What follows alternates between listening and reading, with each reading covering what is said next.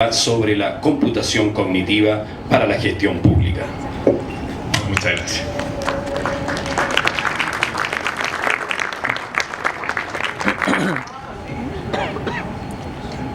Listo. Bien, buenos días, muchas gracias. Voy a ser el primer expositor con doble aplauso en la entrada, así que eso nunca es tan malo. Bueno, muchas gracias y muchas gracias Chiletec por el espacio para poder hablar de estos temas. Mi nombre es Jorge Mujica, soy responsable de Tecnología Cognitiva Chile. Vamos a hablar en los próximos minutos de qué es cognitiva. Tiene mucho que ver con inteligencia artificial, que es un tema que está tomando bastante vuelo hoy por hoy. Y vamos a hacer una reflexión en estos 20 minutos sobre cómo esto se acopla al concepto de gestión pública y a los ciudadanos, finalmente, que es uno de los aspectos fundamentales que está detrás. Quiero partir desde algunos mensajes relevantes que el subsecretario mencionó, que tienen que ver con capital humano, y que al mismo tiempo Claudio Label lo reforzó en el sentido de la descentralización o la necesidad de descentralizar esto. No sé si les pasa a ustedes, pero a mí me pasa que me aburre escuchar este tema que en el mundo el 90% de los datos se generó en los últimos 2 años. Ese es el mundo, este es Chile. Y tenemos que un poco hacer un zoom e intentar ver cómo el tema de los datos y la Big Data realmente está presente en Chile. No traernos importar tantas métricas de afuera y tratar de ver qué está pasando con nosotros y desde ahí empezar a construir un mensaje que tenga que ver con, en este caso, la computación cognitiva u otro rubro. Y les quiero compartir justamente un estudio que estuvimos haciendo en Cognitiva este año en 45 empresas, algunas de ellas instituciones públicas también, donde hay un claro aumento en el fondo, eso del año 2015 y septiembre de 2016, en lo que es el promedio de datos por año que almacenan las empresas. 190 terabytes en promedio el año pasado, 250 terabytes en promedio este año, aproximadamente. O sea, un aumento del 31%. De ese total, aproximadamente el año pasado un 48% eran datos no estructurados. Este año eso subió abruptamente a un 70%. Cuando hablamos de datos no estructurados estamos hablando de texto, de los audios de reclamo, de los correos electrónicos, con comentarios, consultas, reclamos que los clientes o los ciudadanos pueden establecer. Eso es un dato no estructurado. Y solamente un 10% en promedio es lo que se está utilizando de eso. Esto es Chile. Me estoy desmarcando acá del 90% de los datos de los últimos tiempos, etcétera, etcétera. Esto es Chile. Por lo tanto, hay un 90% de datos que están ahí, fantasmales, sin explotarse, y que origina una serie de emprendimientos, origina una serie de proyectos que tienen un valor y una rentabilidad que hasta el minuto la hemos encontrado de forma bastante nítida. De eso vamos a tratar de hablar en estos aproximadamente 20 minutos, ¿ok? Cuando hablamos de inteligencia artificial, hablamos que ese 90% es inviable sea procesado por humanos en tiempos razonables. Y ese es el detalle de por qué la computación cognitiva aparece como una oportunidad para justamente poder acercarnos a ese 90% que hoy es un inconsciente tecnológico. Está, lo tenemos, pero no lo explotamos. ¿Bien? La inteligencia artificial como concepto es algo que no es nuevo. El señor que ven acá, John McCarthy, en el año 56, en Dartmouth College, en Estados Unidos, crea o menciona en una conferencia la frase inteligencia artificial. La verdad es que los modelos matemáticos que están detrás de esto existían de hace bastante tiempo atrás, antes de esa fecha. Pero desde ahí se empieza a conocer lo que es la inteligencia artificial. Y la verdad es que muchas cosas han pasado evidentemente desde entonces. El gran desafío y por qué Cognitiva como empresa existe, tiene que ver precisamente por tomar la inteligencia artificial y verla como una oportunidad tecnológica de emprendimiento y de crear proyectos que sean interesantes y acercarnos a ese uso de datos que no estamos haciendo. ¿Cuál ha sido el problema a lo largo de las últimas décadas? Que hemos intentado resolverlo a partir de programación solamente. Y la programación o programar sistemas es algo que funciona hasta ciertos límites. Muchos de ustedes tendrán Facebook y sabrán de que detecta caras o reconoce caras. No hay un ser humano que esté programando todas las caras del mundo para que eso ocurra. Por el contrario, hay una inteligencia artificial que se entrena con ejemplos de caras para poder llegar con cierta probabilidad a detectar que la cara de alguien es justamente esa persona. Estamos interactuando con inteligencia artificial todo el tiempo. Y ahí justamente donde la experiencia que llevamos en Cognitiva en un año, más o menos, hemos tenido la oportunidad de ir a Arica, a Concepción, y hemos encontrado que el capital humano, y ahí tomo la frase nuevamente, en torno a especialistas de inteligencia artificial en el país es impactante. hay muchos especialistas donde están ahí estudiando con el conocimiento necesario para empezar a aplicar sus conceptos. Sin embargo, hay un gap precisamente entre ese conocimiento y una serie de emprendimientos o proyectos que estamos viendo que existen. Estamos tratando de resolver solo informáticamente, solo programáticamente un problema que no se puede resolver programáticamente. ¿Se entiende? Sí.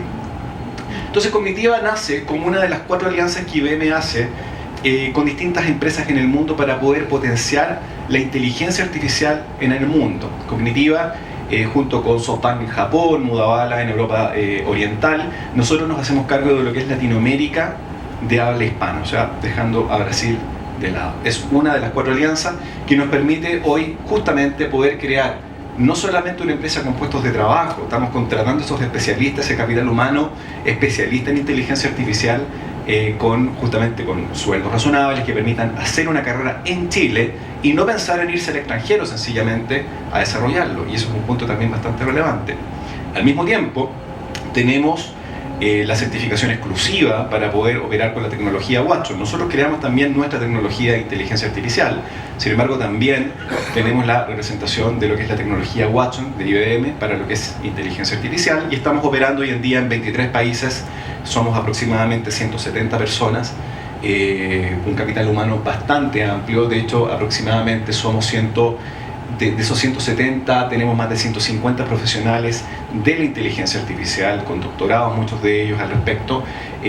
Nos gusta el lenguaje natural, de crear sistemas que permitan poder interactuar en lenguaje natural, y eso vamos a ver que para el sector público y la gestión pública eso es fundamental. Y hacemos por supuesto mucha investigación y alianza universitaria. Básicamente, nuestro rubro de lo que hoy vamos a hablar tiene que ver con el conocimiento. El hecho de cómo ese 90% de datos que están ahí fantasmales se transforman en un conocimiento que tenemos que explotar. Ahí es donde radican las oportunidades, y tal como les decía, desafortunadamente, de la era de la tabulación, tarjetas perforadas, no sé si aquí alguien trabajó con tarjetas perforadas, yo solamente las conocí, pero nunca las trabajé. Sin embargo, de ese mundo pasamos a la era de la programación y nos estancamos ahí. Y tratamos de resolver todo programando. ¿Cuál es el desafío para los nuevos ingenieros o el nuevo capital humano? Que vamos a tener que abrir el libro de matemáticas de nuevo. Porque en el fondo, las probabilidades, los sistemas estocásticos, las cadenas de Markov, las integrales triples, no los quiero hacer sufrir con más, sin embargo, todo eso tiene sentido en la inteligencia artificial. Y hay un capital humano fundamental que está ahí, en todo el país disponible.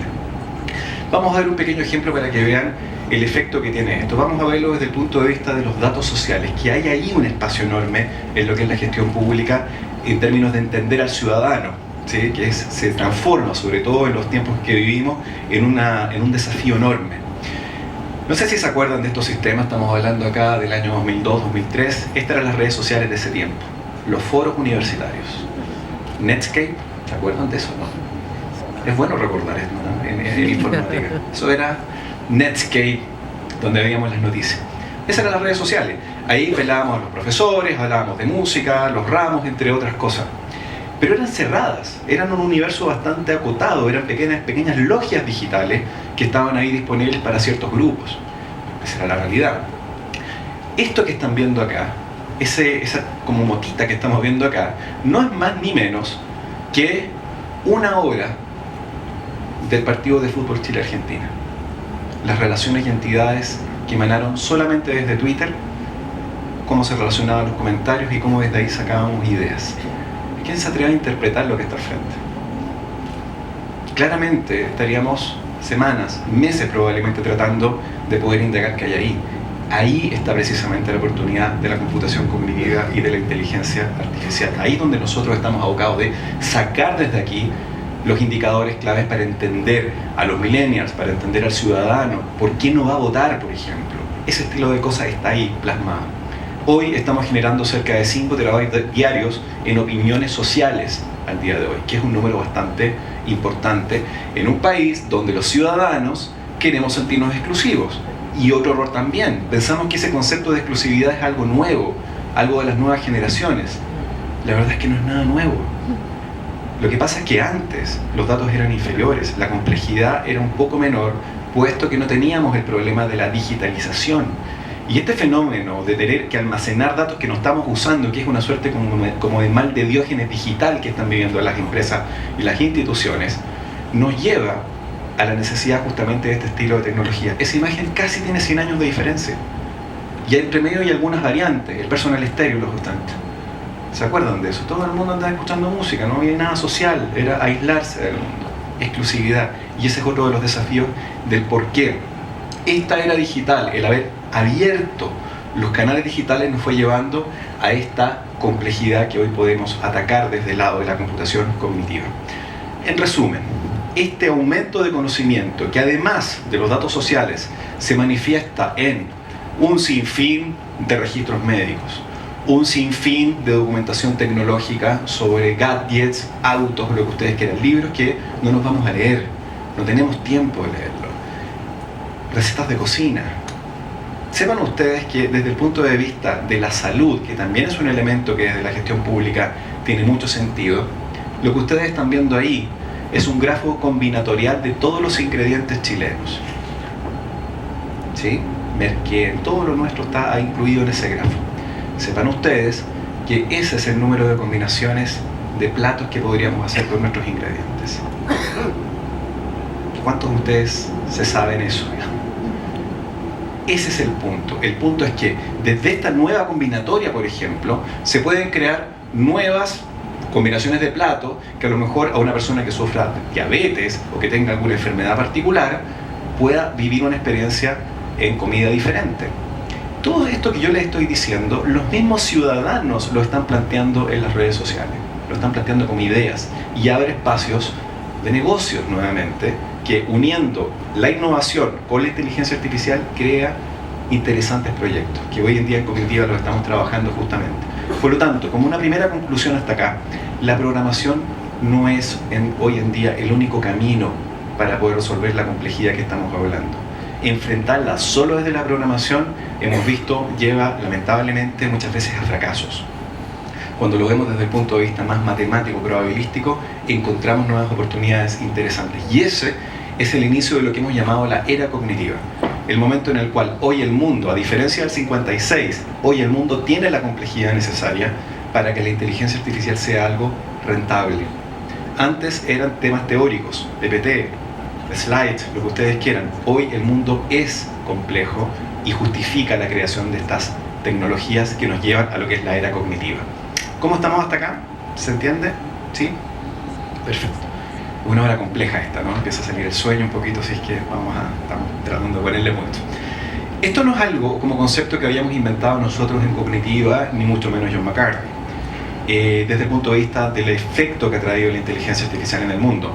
Muchas consultoras, la verdad, que se están refiriendo a esto. Incluso este gráfico que estamos viendo, que es de la consultora McKinsey, habla sin más, que hacia el año 2025, todo esto que se llama Automation of Knowledge Work, que es el nombre como del rubro en el que ha caído todo esto de la computación cognitiva, va a tener un impacto entre 5 y 7 trillones de dólares, desde el punto de vista de los negocios posibles que se pueden hacer. Por otra parte, Gartner, que también es una gran consultora, establece que todas las prácticas de Machine Learning están justamente en esta zona, en la zona de la curva, en la cual ya se han probado las cosas que no funcionan, ¿no es cierto? Y que empiezan a bajar hasta ya llegar a una meseta de madurez.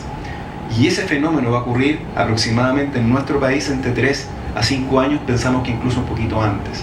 Por lo tanto, desde ese punto de vista, tenemos que partir hoy en este estilo de cosas. Es importante partir hoy. Vemos un potencial, pero también vemos una tecnología que está evolucionando a una velocidad bastante rápida, que ya está lista de alguna forma. Cuando en el año 56 John McCarthy mencionó la frase inteligencia artificial, ese señor, que no es John McCarthy, pero se parece muchísimo, estaba creando el primer sistema en IBM computacional. Yo fui por 7 años el gerente de tecnología de IBM en Chile, tuve el honor también de poder presenciar mucho de lo que fue el inicio de la tecnología Watson.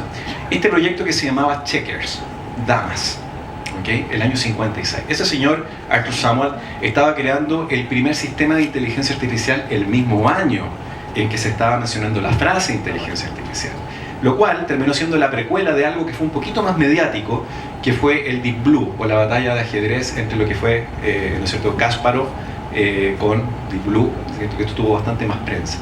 Todo esto fue la precuela del proyecto Watson, en el cual IBM se dijo, ok, ¿por qué en lugar de hacer un sistema de juegos lo que hacemos es algo que entienda el lenguaje natural, usando las mismas heurísticas, los mismos algoritmos, y se crea un método llamado Deep QA, de pregunta y respuesta, que originó el poder cargar un sinfín de información no estructurada, cerca de 10 terabytes del año 2008, equivalente aproximadamente a 300.000 veces los 7 libros de Harry Potter, para que se entienda harto, o sea, bastante texto. Y eso se llevó a una nueva batalla hombre-máquina, que es un programa de televisión bastante popular en Estados Unidos llamado Jeopardy, una suerte de quien quiere ser millonario, de alguna forma, con algunos detalles lingüísticos bien complejos. Y el resultado fue impresionante. ¿Qué quiero decir con esto? Que esta tecnología, en particular Watson, de la que yo les estoy mencionando, es una tecnología que tiene 60 años. 60 años, que parte del 56 con Checkers, y muchos de los algoritmos de ese entonces siguen existiendo al día de hoy con una madurez y una optimización bastante interesante. 60 años, es un elemento bastante importante de destacar. ¿Cómo se entrena una inteligencia artificial, en este caso Watson o en general? A partir de ejemplos, como nosotros aprendemos en el colegio normalmente, a partir de ejemplos. Es decir, si yo quiero entrenar una inteligencia artificial para explicarle de due diligence, que también hay un espacio importante ahí desde el punto de vista de análisis legal. Un abogado puede tardarse una cantidad de días, a veces semanas, en analizar un documento con cierta complejidad. Estamos haciendo en Chile trabajos con bufetes de abogados que permiten analizar due diligence, cerca de 500 contratos para encontrar cláusulas de cesión en 14 segundos. Ese es el efecto de la inteligencia artificial para poder acelerar lo que es ese análisis. Por lo tanto, ¿qué es lo que tiene que hacer un abogado para poder entrenar? ¿Ser especialista matemático? No. Lo que tiene que hacer es explicarle con ejemplos, tal cual si remarcáramos un texto con un remarcador, dónde están las zonas que corresponden a una sesión, cuáles son las cláusulas que corresponden a las partes de una demanda, por ejemplo, de una forma absolutamente gráfica. Y a partir de ahí, lo que ocurre es que se crea el denominado corpus de conocimiento, que es el que es explotable. Desde enero a la fecha, que nosotros existimos como empresa acá en Chile y en Latinoamérica, nos hemos dedicado a crear bastantes corpus. Uno de ellos ha sido nuestro maravilloso lenguaje chileno, con todas sus variantes del tenis, cachai, podís y tantas otras maravillas, ¿no es cierto? Hemos podido cargarlas para poder hacer análisis social con muy buena asertividad. Y la verdad es que ha sido un trabajo muy importante. Y destaco además lo que es el módulo de psicología, cómo podemos captar rabia, no de lo que la gente escribe, sino cómo lo escribe. Y eso habilita temas absolutamente interesantes de cara a análisis social, pero también sistemas conversacionales, por ejemplo, de poder adaptar la inteligencia artificial ahora no solamente al conocimiento que quiero armar, sino que cómo lo accedo desde el lenguaje natural. Muchos proyectos estamos trabajando ahí al respecto. Todo lo que les menciono hoy está disponible en la nube, y eso es un mensaje muy importante con el que quiero empezar a despedirme. El hecho de poder trabajar con esta tecnología es algo que se puede hacer hoy de manera simple. No es rocket science lo que se necesita para poder armar un prototipo, pero sí necesitamos un poquito de matemática para saber entrenar estos sistemas.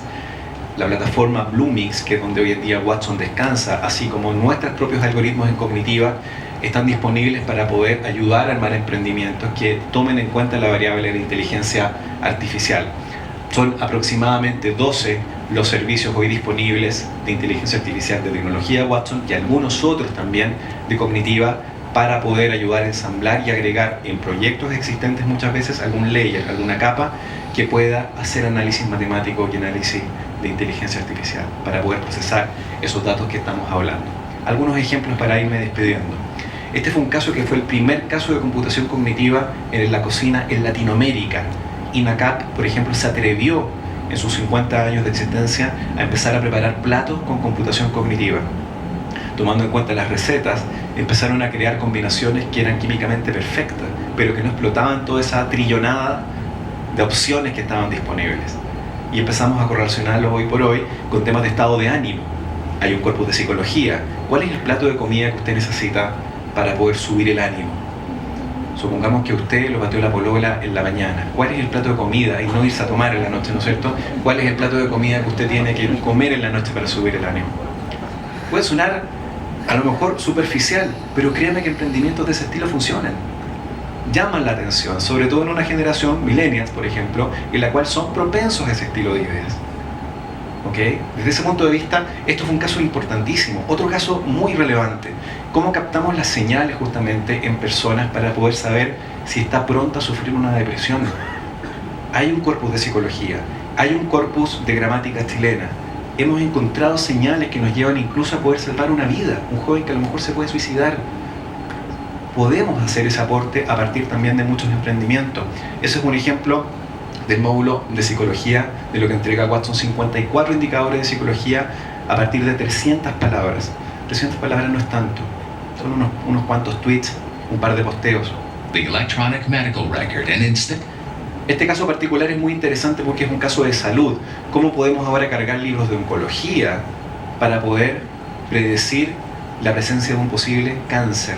¿Y cuál es el tratamiento que podemos tener al respecto? Un oncólogo no se va a leer todos los miles de libros. No tiene tiempo de leerse esos libros. Nuevamente, cae dentro de ese 90% de datos no estructurados que están ahí, que yacen ahí y que se pueden explotar para el país.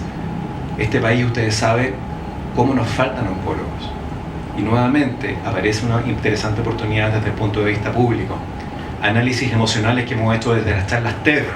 Ya no preguntar sobre en qué año nació tal persona, cuál es el sentido de la vida. ¿Cómo le pregunto eso a una inteligencia artificial? Las charlas TED hemos encontrado que son una muy buena fuente de inspiración para ir respondiendo desde un buen prisma ese estilo de cosas, y hemos estado trabajando en ello. Asistentes digitales, por supuesto, el asistente digital en cuanto a un canal para explotar ese conocimiento, y así sucesivamente. Los espacios de emprendimiento son enormes. El tema de la comida, tratar de disminuir la basura, la comida que botamos todos los días, que también es alarmante en el país. La verdad de las cosas, damas y caballeros, es que depende de nosotros. Yo quería contarles de una tecnología que está disponible, que es Watson, pero que es realmente inteligencia artificial, y desde ahí empezar a construir nuevas ideas. ¿Okay?